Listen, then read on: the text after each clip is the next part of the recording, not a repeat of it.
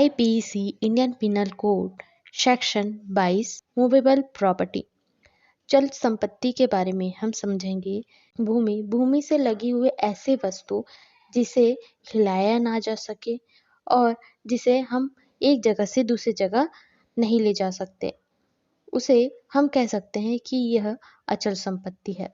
But किसी भी संपत्ति जो आपसे रिलेटेड हो या आपकी हो, जो भूमि से लगी हुई नहीं होती, जिसे हम एक स्थान से दूसरे स्थान ले जा सकते हैं, तो मोबाइल, लैपटॉप, ऐसे अन्य सामग्री जो आप एक जगह से दूसरी जगह ले जा सकते हो। आईपीसी इंडियन पिनल कोड के सेक्शन 23 के बारे में समझेंगे। Wrongful gain and wrongful loss के बारे में बताया गया है। रॉन्गफुल गेन जब कोई भी ऐसी संपत्ति जो किसी दूसरे पर्सन के द्वारा आप लेते हैं एंड अपनी संपत्ति में इंक्रीज करते हैं। कोई भी व्यक्ति से आप बिना परमिशन के या बिना इन टाइटल लिए या बिना उनके प्रॉपर्टी को बताए कि आप ले रहे हो, ऐसी कुछ भी चीजें जिनसे उनका लॉस होता है और आपकी गेनिंग होती है। एग्जाम्पल के तरीके से समझेंगे। ए एंड बी है। ए के पास एक मोबाइल है जिसे आप चोरी कर लेते हैं, या ए एक चोरी कर लेता है, तो उस जगह पर बी का लॉस हो जाता है और ए के पास एक मोबाइल आ जाता है। उस मोबाइल का लीगली इन टाइटल होगा वह बी होगा, बट उसे बिना बताए वह मोबाइल ले लेता है, तो यह रॉन्गफुल गेन के कैटेगरी में आएगा। इसी तरीके से रॉन्गफुल लेस कैसे कहा जाएगा? जब किसी भी पर्सन के द्वारा आपकी जो भी प्रॉपर्टी है, जो भी संपत्ति है, जो लीगली इन टाइटल है आपके नाम पर, उसे कोई ले लेता है और आपका जब भी कोई ले लेता है तो वहाँ आपका लॉस होता है, तो उसे ही रॉन्गफुल लॉस कहा जाएगा। जिस तरीके से एग्जाम्पल मैंने पहले ही बताया था कि बी के पास एक ऐसी मोबाइल है जिसे ए चोरी कर लेता है, तो ए के पास तो वह रॉन्गफुल गेन हो जाता है, बट जो बी का लॉस होता है, क्योंकि लीगली इन टाइटल बी है, तो उसका जो लॉस होता है वो रॉन्गफुल लॉस में कहा जाएगा। जब किसी पर्सन का वह चीज है उसे दूसरा पर्सन ले लेता है तो वो रॉन्गफुल गेन होगा, और जब वह पर्सन उस वस्तु को लूज कर देता है या खो देता है तो वो रॉन्गफुल लेस कहलाएगा। आईपीसी के सेक्शन 24 के बारे में समझेंगे। सेक्शन 24 में बेईमानी, जिसे हम हिंदी में कहते हैं, इसके बारे में बताया गया है कि जब कोई भी व्यक्ति किसी भी प्रॉफिट के लिए किसी भी दूसरे पर्सन को, किसी भी दूसरे पर्सन के संपत्ति को, ख्याति को या ऐसी वस्तुओं को दोषपूर्ण तरीके से उनके हानि करता है और अपने प्रॉफिट के लिए उनके हानि को होने देता है दोषपूर्ण तरीके से, तो दूसरे पर्सन के जो हानि होगी वह बेईमानी की कैटेगरी में आएगा। आईपीसी के सेक्शन 25 में क्या बताया गया है? कपट पूर्वक कार्य करना या कपट के बारे में बताया गया है। जब भी कोई कपट होता है तो क्या होता है? कपट जो धोखा या क्षति के बारे में बताता है, बट टोटली धोखा एंड क्षति दोनों ये मिक्स एंड मैच के द्वारा होता है। टोटल धोखा कपट नहीं कहलाता और टोटल क्षति कपट नहीं कहलाता। जब भी कोई व्यक्ति कपट पूर्वक कार्य करता है, दूसरे पर्सन के धोखे से या क्षति से अपने प्रॉफिट गेन करता है या अपने प्रॉफिट के लिए दूसरे पर्सन को लॉस करवाता है।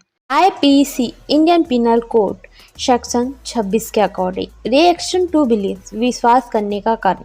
अगर किसी पर्सन के पास ऐसा पर्याप्त कारण है कि जिस कारण से वो बिलीव कर सकता है कि वो चीज़ सही है, रिएक्शन टू बिलीव उसमें बोला जाता है। अगर हम इसे एग्जाम्पल से समझे, सिंपल एग्जाम्पल से समझाने की कोशिश करती हूँ। अगर आपके पास ऐसे ठोस सबूत होते हैं जिससे आप अटेम्प्ट कर सकते हो, जिससे आप प्रूव कर सकते हो कि ये कारण जो मैंने बताया है वो रियल है, वो सही है, एंड जो मैं बोल रहा हूँ वो सही है। फर्स्ट पर्सन का नाम है मोहन और सेकंड पर्सन का नाम है राकेश। एक ऐसी कार है जिसे वो बेचना चाहते हैं, बट अगर बेचना चाहते हैं तो बट वो किसके पास बेचे? तो वो अपने एक फ्रेंड के पास जाते हैं जिसका नाम राकेश है। उनके पास बोला जाता है कि आप मेरी कार ले लो।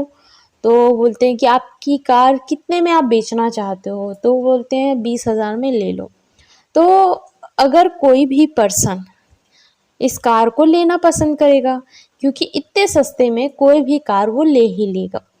बट अगर किसी भी कारण से मोहन ने उसमें क्राइम किया है और उस क्राइम को छुपाने के लिए या उस क्राइम के सबूत को छुपाने के लिए वो सस्ते में बेच सकता है। कुछ ना कुछ तो कारण होगा, तभी वो इतनी महंगी कार को वो सस्ते में बेच रहा है। ठोस सबूत है कि इतने सस्ते में कोई भी पर्सन उस कार को नहीं बेचेगा। रिएक्शन टू बिलीव है मेरा कि इतने सस्ते में कोई नहीं बेचेगा, कुछ ना कुछ कारण है। नहीं तो अगर मेरे साथ ऐसा नहीं भी होता तो मुझे लग भी रहा था, क्योंकि कोई भी पर्सन इतने सस्ते में ये कार को नहीं बेचेंगे, वो कुछ ना कुछ तो कारण होगा ही। रिएक्शन टू बिलीव को वर्ड को रखा जाता है। IPC Indian penal code section 27 के अकॉर्डिंग पत्नी या सेविका के कब्जे में संपत्ति, ऐसा कुछ भी वर्ड लिखा होता है उसके बारे में डेफिनेशन समझते। अगर किसी भी पर्सन के प्रॉपर्टी में वाइफ या क्लर्क ऑफ सर्विस के पास वो कस्टडी में है, कब्जे में है, तो उस प्रॉपर्टी और उस जो भी संपत्ति को अगर वो अपने अधिकार में रखती है, उनके अधिकार में दिया जाता है, तो उस चीज को, उस संपत्ति को, उस जो भी संपत्ति को वो कब्जे में रख रहे हैं, उस संपत्ति को वाइफ या जो भी क्लर्क और सर्वेंट के कस्टडी में है तो उनके अधिकार में माना जाएगा। IPC Indian penal code section 28 के अकॉर्डिंग किसी भी चीज की कॉपी करना, अगर कोई भी चीज़ बहुत इम्पॉर्टेंट है, जो लोगों के लिए बहुत यूज़फुल है, लोगों के लिए वो बहुत ही ज़्यादा प्रॉफिट अर्न करवाती है, इस चीज़ की कॉपी करना। अगर उसे पता है कि अगर हम इसे कॉपी करते हैं तो दूसरे को धोखाधड़ी होगा या उनके जो भी हित है उनको हम लॉस कर रहे हैं, उन्हें धोखा दे रहे हैं, जालसाजी कर रहे हैं, इस तरीके की चीज़ें उन्हें पता हो उसके बाद भी वो चीज़ कर रहे हैं। वो एग्जाम्पल से समझते हैं, करता है कोई भी पर्सन करेंसी फेक नोट्स बनाता है, जो शॉपकीपर के पास जाते हैं, अपने जितने भी ज़रूरत के सामान हैं उसे खरीद कर लेके आते हैं और वो कस्टमर के रूप में जाते हैं और वो शॉपकीपर को अपने करेंसी नोट दे देते हैं। वो तो फेक है, तो फेक करेंसी नोट से वो अपनी सामान तो ले लेते हैं, लेकिन वो ऐसी चीज़ों को बांट रहे हैं जो लोगों के लिए बहुत लॉस है। वो एक धोखा दे रहे हैं एक पर्सन को और उसके साथ साथ समाज को। अगर वो करेंसी नोट उनके घर में रखा मिलता है या फेक नोट वो कहीं भी अपने सराउंडिंग में रखते हैं, उनका खुद का घर है या किसी भी जगह वो रखते हैं और उन्हें पता होने के साथ साथ वो जालसाजी करते हैं, धोखा देते हैं, इस कंडीशन में इसे यूज़ किया जाता है, इस वर्ड का यूज़ किया जाता है। एक्सप्लेन करते हैं, स्पष्टीकरण करते हैं कि इसमें कौन से 2 स्टेप है जो टर्म्स एंड कंडीशन के रूप में देखा जाता है, जिसके लिए ये दोनों टर्म्स एंड कंडीशन फॉलो किए जाते हैं। फर्स्ट, वो जो भी करेंसी नोट है, वो फेक चीज़ें जो बना रहे हैं उसे ज़रूरी नहीं है कि वो सेम दिखता हो या सेम ही हो। वो करेंसी नोट है या कुछ भी ऐसे फेक चीज़ें वो बनाते हैं तो ज़रूरी नहीं है कि वो सेम ही दिखता हो। अगर वो किसी को धोखा दे रहे हैं तो सेम ना भी दिखता हो, लेकिन वो कुछ भी चीज़ की कॉपी कर रहे हैं तो वो गलत है। सेकेंड, अगर ऐसी चीज़ें जो वो बनाते हैं फेक चीज़ बनाते हैं, उस चीज़ों से सामने वाले के जो भी हित है वो लॉस हो रहे हैं। IPC Indian penal code section 29 के अकॉर्डिंग आईपीसी में डॉक्यूमेंट जो मीनिंग होता है उसे पेपर वर्क से नहीं, बहुत सारी चीज़ें उसमें इंक्लूड की जाती है। अगर कोई भी केस हुआ है या कोई मैटर हुआ है, उसमें उस मैटर के बारे में उसके बारे में विवरण देना, क्राइम सीन के बारे में विवरण देना, या कोई भी ऐसे बिल जो प्रॉपर्टी से रिलेटेड है उसके बारे में डिस्क्राइब करना, उसके बारे में विवरण देना, ऐसी चीज़ें उसमें इंक्लूड की जाती है। एग्जाम्पल से समझते हैं कि डॉक्यूमेंट किस किस चीज़ में इंक्लूड हो सकता है। आप सीआईडी या सावधान इंडिया इस तरीके की जो सीरियल होती है या टीवी शो होते हैं आपने तो देखा ही होगा। वहाँ किसी की डेथ हो जाती है और जो सीआईडी होते हैं या पुलिस ऑफिसर होते हैं जो क्राइम सस्पेक्ट को देखने जाते हैं, वहाँ क्या हुआ है, वहाँ क्या हुआ था या किसकी मौत हुई या वहाँ कुछ ऐसे मिल सकते हैं क्या सबूत या एविडेंस जिससे हमें फ्यूचर में काम आ सके, तो वहाँ वो क्राइम सीन पर जाते हैं। वहाँ देखते हैं कि कौन कौन सी चीज़ें हमें या एविडेंस के रूप में हम उसे यूज़ कर सकते हैं। अगर देखा जाए तो डॉक्यूमेंट्स जो होते हैं ओनली पेपर फॉर्म में नहीं होते, उसमें देखा गया है एक छोटे से पेपर में भी अगर लिखा हो, ये ज़मीन पर भी कुछ ऐसे मार्क किए हों या पेड़ में कुछ ऐसे निशान बनाए हों, लेटर लिखा हो, अल्फ़ाबेट लिखा हो, तो पेन ड्राइव यूज़ कर सकते हैं, फ़ोटो, वीडियोज़ एंड सीडी ऐसी चीज़ें हो जो अक्षर, अंक, चिन्ह या फिंगरप्रिंट, ये सारी चीज़ें को डॉक्यूमेंट के रूप में रखा जाता है जो लॉन्ग टर्म के लिए हमें काम आए या उस केस को स्टडी करने के लिए हमें काम आ सकता है। चीज़ों को सॉल्व कर सकते हैं, इसे डॉक्यूमेंट कहा जाता है।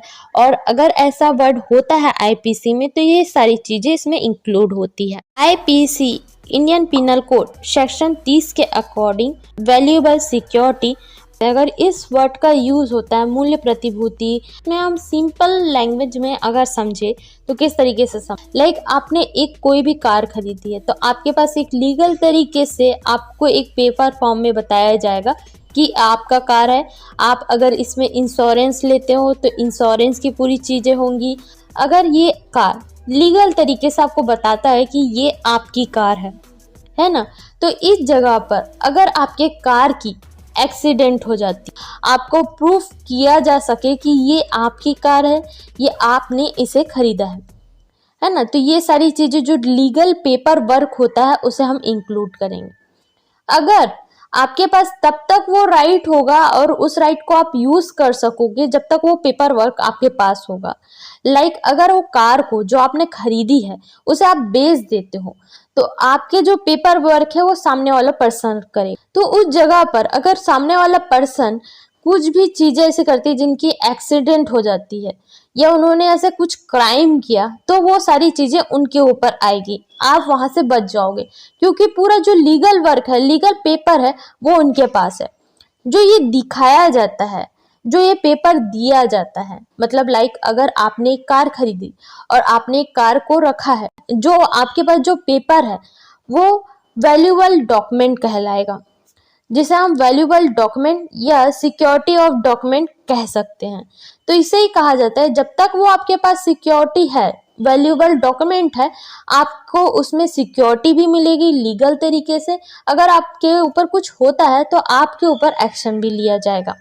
अगर आप उसे बेच देते हैं और डॉक्यूमेंट दूसरे के पास चली जाती है तो वो लीगल जो भी हुआ है, हानि हुई है, लाभ हुए, वो उनको मिले। IPC Indian penal code section 31 के अकॉर्डिंग अगर विल की मीनिंग समझे तो एक डॉक्यूमेंट फॉर्म में होता है। लाइक कोई भी एक प्रॉपर्टी है, ये अगर मेरी डेथ हो जाती है तो मेरे प्रॉपर्टी में किसका हक होगा, वो अनाथ आश्रम में जाएगा या मेरे वाइफ के पास जाएगा या मेरे बच्चे के पास जाएगा, नहीं कि जो भी प्रॉपर्टी है उसे आधा आधा बांटा जाएगा या मेरे दोनों बच्चों के बांटा जाएगा।